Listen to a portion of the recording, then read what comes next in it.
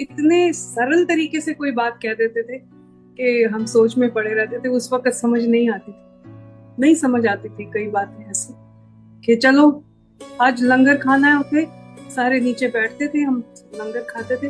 और ये भी नहीं पता होता था कि लंगर की थाली किसके साथ शेयर करें।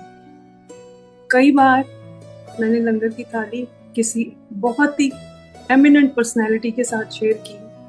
कई बारी मैंने अपने ड्राइवर के साथ शेयर की, कई बारी मेरी नेक्स्ट डोर नेबर के साथ शेयर की, क्योंकि वो थाली के बीच में कोई भेदभाव नहीं था। वो ही रोटी थी, वो ही दाल सब्जी थी, वो ही चटनी थी, वो ही सबने मिलके खानी। रोटी हाथ में दे देते थे, रोटी वाला प्रसाद हाथ में होता था और बाकी खाना थाली में होता था।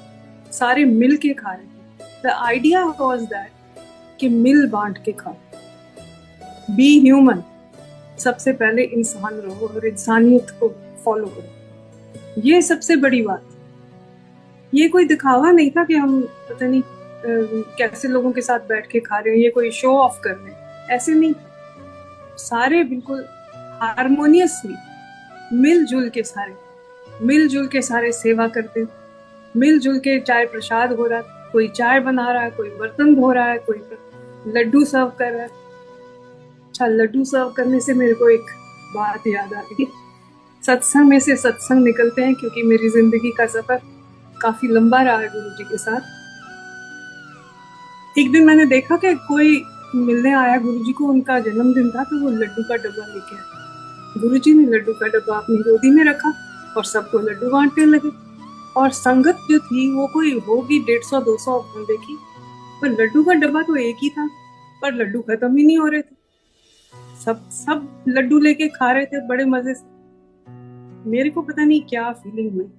मैं घर गई, मैंने अपने हस्बैंड कर्नल गुलेरिया से बोला, मैंने कहा मेरे को सब लोग अपने घर में बोलते हैं कि मैं सूजी का हलवा बहुत अच्छा बनाती हूँ, तो मैं गुरुजी के लिए सूजी का हलवा बना के लेके जाऊं? तो कर्नल साहब कहते हैं जरूर जरूर। तो जो मेरे घर में सबसे बड़ी कढ़ाई थी एक, जो मैंने अपनी बेटी की शादी के लिए ली थी, वो उस कढ़ाई के बीच में मैंने सूजी का हलवा बनाया। वो पूरी कढ़ाई भर गई।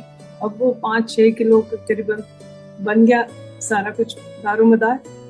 अब उसको उठा के लेके जाने के लिए 2 बंदे चाहिए थे, मेरा बेटा, 2 और हमारे फ्रेंड्स, उन्होंने सबने उठाया।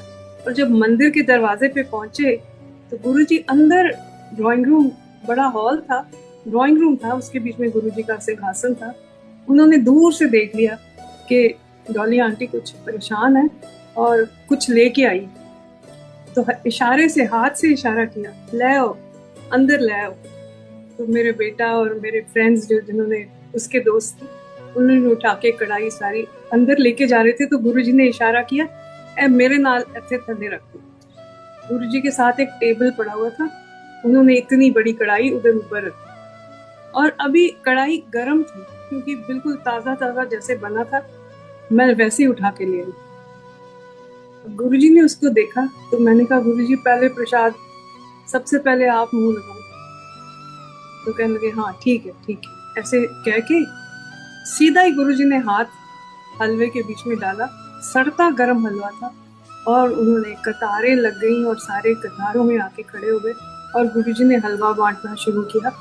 250-300 बंदा था, हलवा सबके हाथ में। मेरा दिल धक धक कर रहा कि हलवा खत्म हो जाएगा तो बहुत बेइज्जती होगी मेरी कि मैं पूरा बना के नहीं लाई। हलवा तो खत्म होने का नाम ही नहीं ले रहा था और गुरुजी तो पूरे हाथ पूरा भर के हलवा दे रहे, और मैं गुरुजी के हाथ को देखूं कि थोड़ा कम करें ताकि सबको पूरा आ जाए। पर हलवा सबको मिला और सब ने मेरी तारीफ तो जो करनी सो करनी, मुझे जो ब्लेसिंग्स मिली, सबने खाया हलवा और गुरुजी ने अलग से ब्लेसिंग दी। तो फिर धीरे से मेरे को कहते हैं, अच्छा फिर डॉली आंटी ये हलवा दोबारा कदों खिलाएंगी? तो मेरा मन ऐसे हो गया, बिल्कुल मेरी आंखों में से आंसू निकल आए कि गुरुजी आप तो जब बोलोगे मैं बना के लेके आऊंगी। फिर जितनी देर गुरुजी पंचकुला रहे, एक बारी मैंने फिर बनाया और वो ही एक्सपीरियंस हुआ, क्योंकि ये जो शक्ति है इसको हम एक्सप्लेन नहीं कर सकते। ये क्या शक्ति थी कि जब वो ही यूज्ड टू थिंक कि सारे जितनी ह्यूमैनिटी है सब एक बराबर है,